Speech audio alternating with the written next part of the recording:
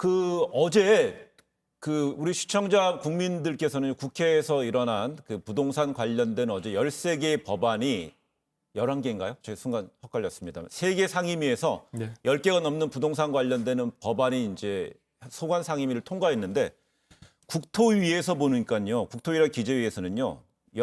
안건 상정 여부를 두고 이 의원들이 기립 표결을 하더라고요. 네.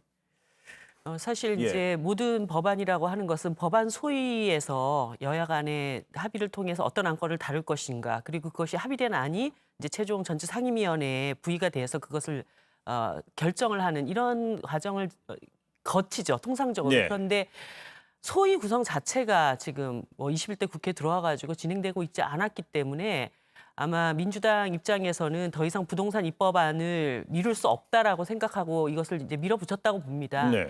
물론 일하는 국회가 되기 위해서는 서로 다른 입장들을 가지고 있고, 특히 이제 세법과 관련해서는 이해관계가 첨예하기 때문에 충분히 여야 간의 토론과 수기와 그리고 갈등을 조정하고 합의 과정을 도출해내는 그런 노력들이 있어야 되고, 그런 네. 점에서 굉장히 민주당에서 이것을 처리하는 과정에 부족한 점들도 있었다고 보여지지만, 너무 지금 미래통합당이 법사위원장 문제 이후에 국회 어떤 정상적인 시스템 안에 들어와 있지 못한 이 상황들을 어떻게 해결할 것인가, 이 문제에 대한 어떤 미래통합당의 판단도 이제 더 이상 미룰 수 없는 상태까지 오지 않았는가. 아니, 미래통합당이 시스템 안에 안 들어와 있는 게 뭐가 있습니까? 상임위에 다 출석하고 다 위원들 내서 이제 정상적으로 회의가 진행되는데 20대 국회에서 저렇게 처리하는 모습 본 적이 있습니까? 국회가 한 번도 저렇게 처리가 된 적이 없어요.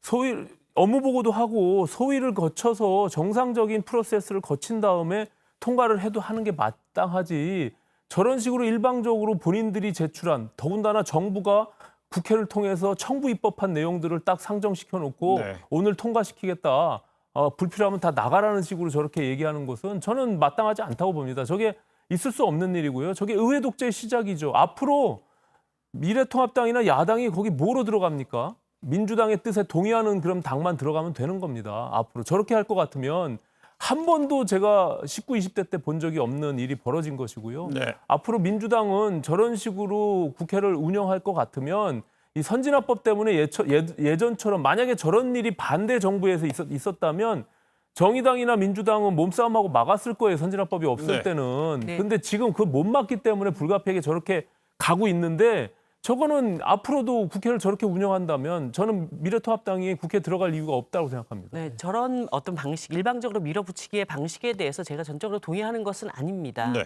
그리고 국회 안에 그런 어떤 수기 과정들을 더 철저하게 거쳐야 된다라는 그런 아쉬움이 있지만, 예를 들어서 소위 구성이라든가 예를 들어 각 상임위원회의 국토위를 미래통합당이 맡았다면 또 어떤 상황이 벌어졌을까, 그런 판단도 해볼 수 있는 것이죠. 그리고 소위를 구성해서 이번 상임위에 부의될 안건에 대해서 이런 것은 미래통합당 입장이 어떻다, 이런 것은 너무 과하다, 이런 논의가 진행돼 가는 과정에서 만약에 민주당이 저렇게 또 밀어붙인다면 더 큰 어떤 미래통합당의 주장이 설득력이 있을 텐데, 소위 자체가 네. 합의가 안 되고 있기 때문에 결국 민주당에서 그러면 소위를 거치지 않고 계속 그 구성에 합의가 안 되면 아무런 입법안도 다룰 수가 없지 않냐라고 하는 반대 논리도 나올 수 있다는 걸 아니, 말씀드리는 이거는 저 겁니다. 법안이 어저께 상정됐잖아요. 그래서 어저께 당장 통과시켜야 될 이유가 있습니까? 민주당의 입장에서.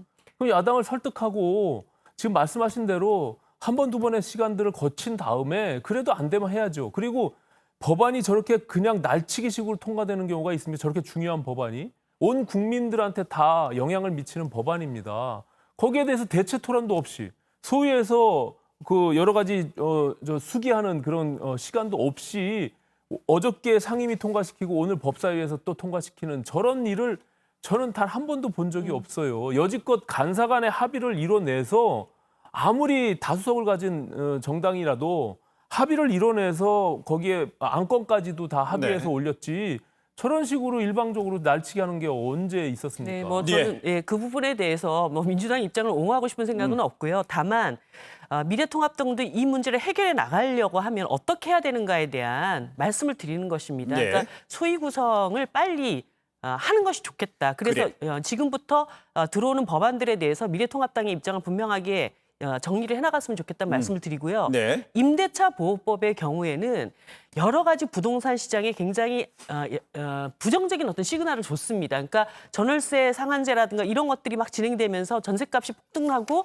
실제 세입자들에게 굉장히 이렇게 악영향을 미칠 수 있는 상황들이 펼쳐지기 때문에 이 법안이 국회에서 다뤄지는 순간 빨리 처리가 돼야 되는 어떤 그런 다급함도 네. 저는 있지 아니, 않았는가. 그러니까 소위를 구성하지 않겠다고 한 게 아니잖아요. 소위 구성의 내용에 있어서 서로 이견이 있었던 거니까 합의가 안 되는 것이죠. 그럼 무조건 민주당의 얘기를 받아서 당신들이 원하는 대로 모든 걸 다 해주면 그 야당이 뭐로 들어갑니까?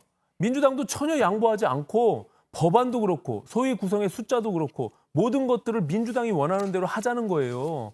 그렇게 되면 야당이 저 국회에 있을 이유가 뭐가 있습니까? 그래요. 그냥 다 따라서 거수기 노릇하면 되죠. 지금 이제 어제 통과된 법안은요. 기재위와 행안위와 국토위에서 임대차 3법, 그다음에 다주택자들한테는 취득세율을 12%까지 받는다는 거, 그다음 종합부동산세 강화 등 주요한 법안들이 이제 다 상정이 되고 통과 절차를 거쳤는데 지금 이해찬 민주당 대표는요. 이 상임위 해당 상임위를 통과하자마자 또 이제 법사위에 올립니다.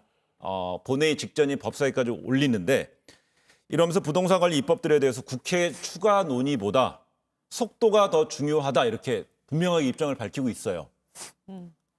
아마 이제 민주당 입장에서는 지금 부동산 정책들이 네. 거의 부동산 시장을 안정시키는데 이게 먹히지가 않은 상황이고 이것을 그동안 이제 국회가 뒷받침해주지 못했기 때문에 실제 정부가 내놓은 정책이 뒷받침이 안 되고 있다 이렇게 판단을 하기 때문에 이제는 이런 법안들을 강행 처리해서라도 부동산 시장을 안정화시키는데 이 정부가 최선을 다하고 있다라는 것을 보여주고 싶은 정치적 의도가 네. 저는 상당히 있다고 생각이 듭니다. 예. 어쨌든 날치기 강행 처리한 것만은 사실이고요. 거기에 대한 책임을 이제 집권 여당인 민주당이 온전히 질 수밖에 없는 것이죠. 거기에 대한 부작용들이 사실상 이미 시장에서 시그널이 많이 있었잖아요. 그럼 거기에 대한 분명한 책임을 뭐 민주당과 이제 집권당이 당연히 져야 될 부분이고요. 앞으로 국회를 어떻게 운영할 것이냐, 저는 정말 이제 답답한데요. 숫자적으로 일방적으로 지금 차이가 나는 것은 분명합니다. 그러면 민주당이 저런 식으로 본인들이 원하는 법안들을 다 통과시킬 것 같으면 저는 국회가 앞으로 그것이 협치일까?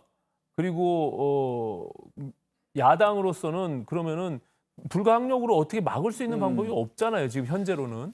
그래서 그러면은 예. 뭐 저는 국회에 굳이 같이 있어야 될 이유가 있나? 그런 그러면요. 싶은데. 어제 국회의장 주재로 예정됐던 여야 원내대표단 저녁 식사 만찬은 취소됐고요. 또 오늘 미래통합당은 오전에 대응책 논의한다면서 의원총회 열었는데 좀 그럼 오신환 전 대표의 이야기를 좀 들어보면 그렇게 실질적인 대응책이 없다면 혹시 장외로 나가나요? 뭐 의총에서 장애투쟁 얘기도 일부 있었다고 들었습니다. 예. 다만 뭐 결론을 낸 건 아니지만 저는 저런 식으로 만약에 국회를 앞으로도 계속 운영할 것 같으면 미래통합당에 있을 이유가 뭐 있어요?